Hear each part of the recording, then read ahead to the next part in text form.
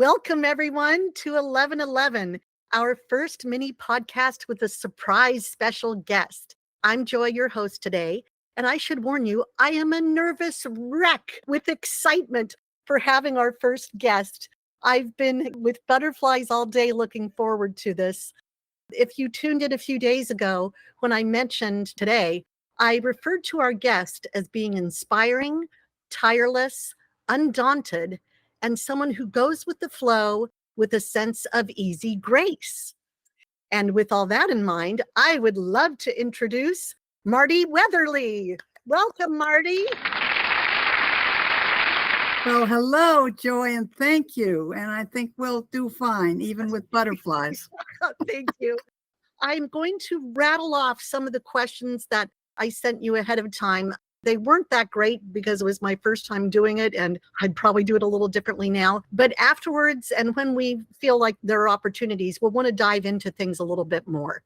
First of all, tell people who you are and what you do. And if you don't mind, share your age. Okay, well, my name is MARTIE Weatherly. My profession was being a registered nurse. I had that profession for 50 or 60 years or something like that. I am now a coach. I love coaching. I live in Frederick, Maryland, and I have a large family. Right now, my passion is helping other people as they age to be able to bring grit, courage, and adventure into aging and not just coast downhill, which is what we think aging is. So that's my passion right now. And I'm 86 years old, and I'm having a ball with my life. And you just started this new venture and you're adding courses and having to learn new things every day, being confronted with, I don't know how to do that, and I have to learn how to do that, and just giving up time and again that there's too much to do and I can't do it. I just give it up and go ahead and do it. Well, I have to tell you, being connected with you on Facebook, once in a while you'll ask me a question about how do I do such and such. And while I am typing the answer, in the middle of that, you write back and say, no need, I figured it out. That's how fast you are at this stuff. I've been blown away. So there are a lot of responses you haven't gotten from me because you already figured it out. That's actually one of the key points of staying sharp as you age, is taking on things that are so big that you have to figure them out. And that actually, the neuroscientists tell us, actually helps our brains to prevent dementia. And if you're taking on something big that you have to keep figuring out like that. That's why I love doing it, because I certainly want to stay sharp. And you're flexing those mental muscles. Right, yes. At this point, what are you enjoying most about running your own business? Oh, I'm enjoying the people that I come in contact with. That I'm a people person. So I'm enjoying the people who I'm working with, the people who I'm talking to, the people who take my programs. They're wonderful people with big things that they are up to and wonderful things that people are contributing to the world. And I'm also a co-author of a best-selling book. And, yes. And in there, I tell the story of how my background in my family actually helped me to really have one of the main things in my life be people working together and people contributing to the world. And so that's a very important part of my life. Well, I just put in my little notes here that I am going to want to include in the description box of this video some links to get a hold of you and so on, but we're going to put in a link to the book that you're in. Yes, and then another link you can put in is my website, which is Coach MARTIE, and MARTIE is spelled with an IE. So it's just all one word, Coach MARTIE, MARTIE.com. Perfect. And I will ask you to reiterate that later as well. Okay. Let's see, my next question is, in what ways have you most surprised yourself as an online business owner? I'm surprised at the reaction I get from people like you. Well, hopefully it's surprised in a good way. Yeah, absolutely. Because I don't think of myself as that outstanding, but I'm getting a lot of reaction. So I can understand that. Well, I'm a sucker for nice people, and I'm not surprised you were a nurse because that comes through. Uh, In fact, something I didn't send you as a question I want to ask now is, how has your background in nursing informed or shaped your business, do you think? Well, I think it's a people job where you had to work with people and make decisions. In my chapter in the book, I talk about challenge that being in business is when you've been a nurse for many years and you followed directions. That's basically what nurses do. They follow directions. And then you have to be the one person of your business who's making the decisions. That's a challenge. Wow. What have you thought of that? How does it feel to be the one making the decisions and cracking the whip? Well, one of the things that I put in that chapter in the book is that what my recommendation is that people in business always have a good coach and a good community of support. And I think those are critical because I couldn't make those decisions if I were just totally on my own. Now there are people to go to and say, look, I've got this decision to make and I don't know whether to do this or whether to do that, and get some feedback from several different places. I can do that. If anybody hears any strange little tapping noises in the background, it's not Morse code. It's me being so inspired by what Martie is saying that I'm taking notes because I love this about, being challenged to make decisions. You need a good coach and community. So I'm writing this stuff down because it's good for me too. Yeah. When did you start your business? When did you start all this? Well, I've been coaching for 20 or 30 years, done a lot of work with Landmark Worldwide, which is a training and development company.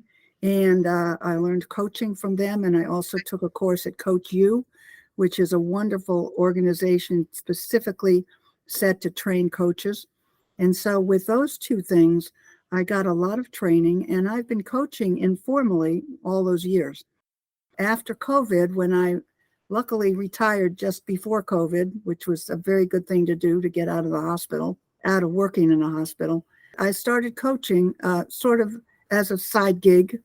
The beginning of this year, 2023, I actually got my business registered with the state. So it's a quote, Wow. real business. It's very exciting. Here's one for you. What's the number one concern you hear from people in your audience?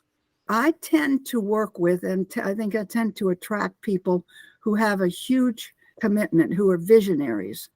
And the one concern that people who have big dreams and big visions very often don't know what to do first. There's so much to do. I don't know whether to do this or do that or go this way or that way. And the little voice in our head that's talking all the time is saying things like, I can't do this and I don't know how to do this. And so I help people to sort that all out. One of the clients that I had recently hired me because she had land that she had wanted to have some kind of events on, and she'd been working on it for quite a while, and she felt overwhelmed and frustrated. And after the first session, she said, this has been a great week. I've just had a wonderful time. And by the second session, she was saying, everything's moving so fast after that first session. And then from then on, plans just kept moving ahead. And she was able to get past those thoughts of overwhelm and frustration. So she went from being stuck, total inertia, to full steam ahead. Yeah. Wow. That's pretty impressive. Yeah. What is the number one comment you get from your audience after going through one of your programs or workshops? Oh, I think it's thank you. I've learned so much, and I mostly just gratitude for what they've gotten out of it. Oh, well, you can't get better than that. Yeah. One of the things I like about when I have a program, I really have it so that it can be individualized to each person. One person after the Design Your Life After 70 course said, the big thing I got out of it was I had so many commitments and I was parts of so many communities and so many things I was doing that I was really able to pare it down, pick the ones that I wanted to be a part of the most and stop the other ones so that now I can really totally be with the ones that I'm enjoying. And then somebody else will get a different thing. Like I'm able to give my total attention to trying to nurture my little business, and I'm working on that. My next question is, how has running your business kept you vibrant and sharp, which I think you discussed a little bit, but I Yes. also want to add, how has it changed your life? Well, it's very good because as one of the things I'm dealing with is my physical health hasn't been as good as it has been. And after having COVID, I think twice, I had some balance problems. And so one of the things we talked about in the last program was not only how do you stay energized and excited in your life, but how do you also navigate that as you have physical decline? So how do you deal with that? And one of the things that I've learned is that if I can set a possibility, like I took on as a game, I'm going to give up my cane. I've been working in physical therapy and I exercise every day. And I just came back from physical therapy, walking without a cane to the beat of the metronome, 95 beats a minute. Oh Boom, my boom, gosh. boom, boom, walking without a cane. I'm so excited. You know, I would think that that sort of goal is so helpful to people. We talk about, in fact, we've got a little workshop about what's called gamification, which Yeah, means just giving yourself incentives and goals. And the thing with the cane, I think a lot of us, I know I do, miss opportunities to do that with ourselves. It's fun to have those sorts of goals. It doesn't mean that you're saying, I need to go run a marathon tomorrow. But I think that always having a goal, and you've already talked about the mental goals, but physical goals too, yes, so enlivening, and yes, they feel so darn good. yes, absolutely. And it actually has been proven that people who push themselves a little bit in their physical goals actually improves their health. And also in their mental goals Yeah. actually improves their health. So you're absolutely right. Oh, I'm actually taking on getting rid of the term senior moments. Seniors Oh, don't I have moments. love that. Seniors don't have moments. People have moments. It's no different. Yep. Well, I'm blonde and I used to get the dumb blonde stuff, the Yes, dumb blonde right. moment. And I'm like, yeah, you don't want to go there. You don't want to go there. No. That's right. My next question is, what advice would you give a person at any age, but especially a retired person who is considering starting up a business? And the reason I say retired, I mean the kind of person that thinks, now I'm not going to do anything. I've done it. Yes. I'm done. I'm just going to live a life of leisure. What would you give them in the way of advice if they're thinking about starting a business or they're just looking for something new to do? Well, I have to be honest and say the first thing I would say is join my program in January. And do anything you can to get out of the feeling that it's all downhill from here. That's in the speaking, it's like putting out to pasture and the whole feeling that grandma is good for folding the napkins in the house, not much else. And that the elders have a wisdom to contribute. And we also have the interest in finding what is our passion and what is the thing that we want to do in life that actually keeps us young. Yes. So this would be a perfect time for you to tell us about your upcoming program in January. When is it? What's it called? What's it about? Yep. It's a 5-week hybrid program. And the point of it is to be able to really look for yourself at how you can move from wondering what your value is now. A lot of people have told me your work has been raising your family or work. And when you, quote, retire from that, there's a question that comes up is, what is my value now? So for people who are wondering what their value is, for people who are feeling stressed by either having too much to do or not enough to do, and who are worried about losing their mind, what I do is in my 5-week program, I help them find a clear purpose in life that lights them up in the morning, something that you jump out of bed to do. What's your program My called? program's called Design Your Life After 70, and it's a 5-week program, and it will help you to do that, find your purpose in life for this time of your life. My goal is that this time of our lives be the best time of our lives. And you don't have to be 70. It's for people who are over 70. It's for people who are under 70, who are going to be 70. And it helps people find less stress and more optimism when they're taking my program. As I said, it helps us narrow down and find the communities that actually support us, because support and social interaction is very important as you get older. And it helps us find new habits for improved physical and mental health and the ability to have an extraordinary life regardless of age. So in those 5 weeks, every Monday morning, you get a few videos to watch, and they're short, 5 to 10 minutes, give you some exercises to do, things to think about, things to journal. And then once a week, we get together in a Zoom live program to discuss, to share what we found, to ask questions. So there's a combination of home study that you do on your own and a group together that we talk about together where you can learn more.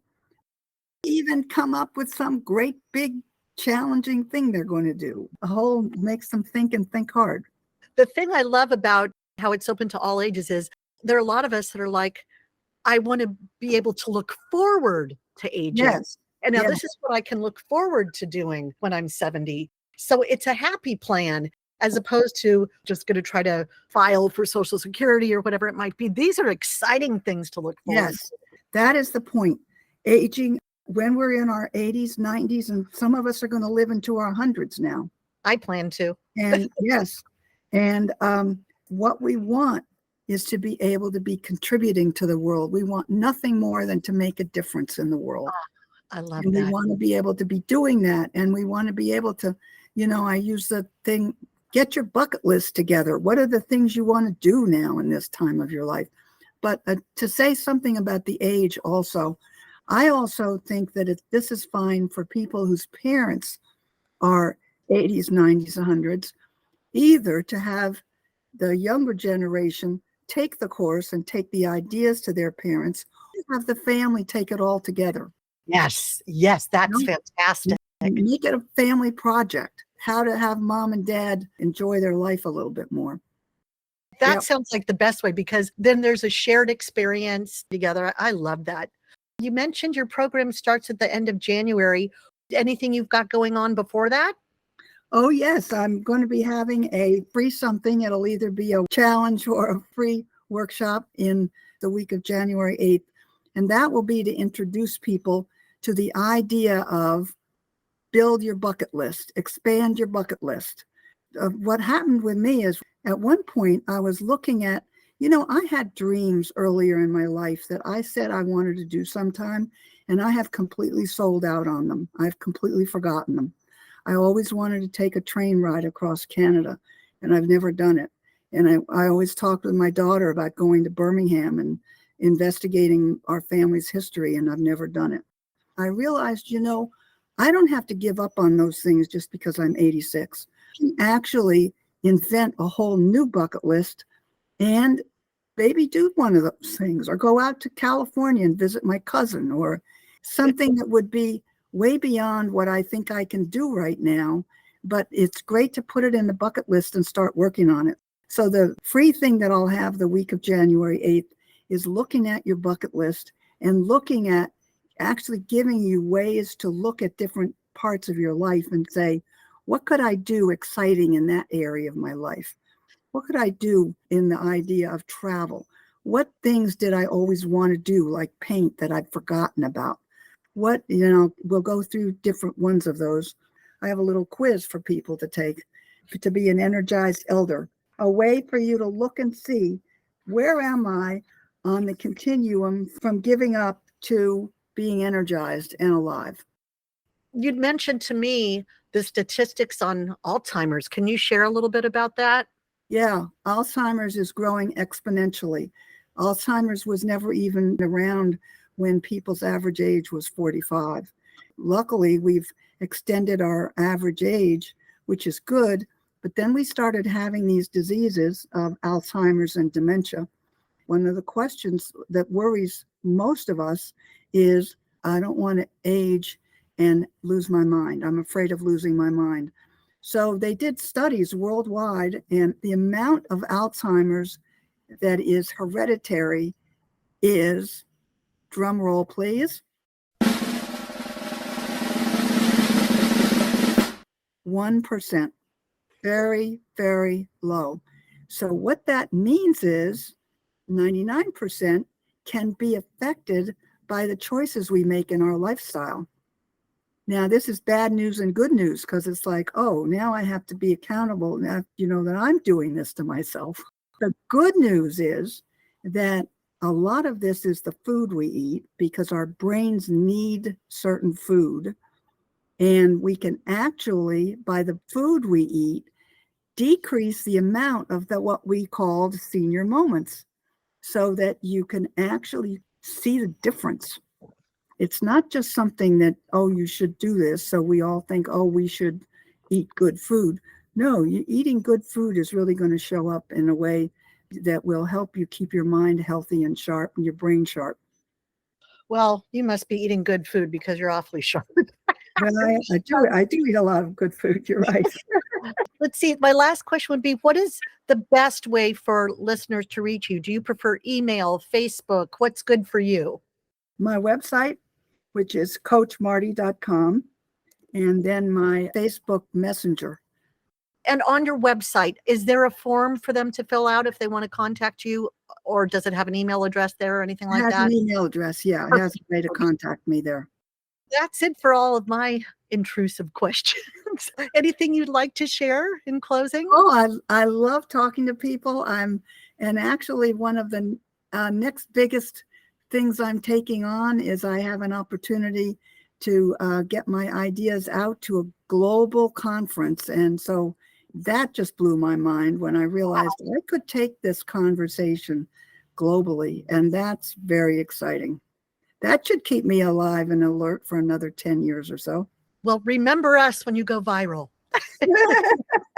Martie, I can't thank you enough for being our first guest. When we were waiting to start the interview, I mentioned that when I had decided that we would do this, what I call a podcasting experiment of 365 days in a row, I knew you were the person I wanted to have for this first one, to get people enthused, inspired, and excited for a new year and all that it holds for them. So I can't thank you enough for joining us. You've done everything I knew you would do and so much more. I wonderful. enjoyed Well, this. congratulations. You are doing a wonderful job. I love podcasts, and I'm looking forward to hearing this and all the other ones you're going to have.